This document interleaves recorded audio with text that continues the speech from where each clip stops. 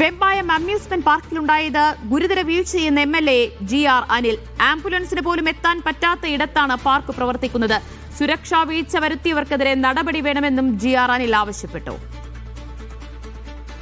വിവിധ വകുപ്പുകളുടെ അനുവാദത്തോടുകൂടി അംഗീകാരത്തോടുകൂടിയും പ്രവർത്തിക്കേണ്ടുന്ന ഒരു സ്ഥാപനമാണ്.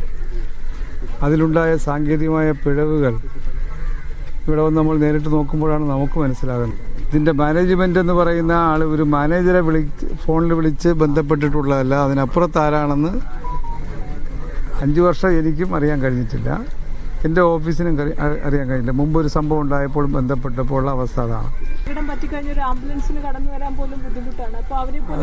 അത് ആംബുലൻസ് മാത്രമല്ല, ഇവിടെ ആവശ്യമായ സുരക്ഷാ ഉപകരണങ്ങൾ ഒന്നുമേ ഇല്ലായിരുന്നു, ആരുമേ ഇല്ലായിരുന്നു എന്നതാണ് അറിയാൻ കഴിഞ്ഞത്.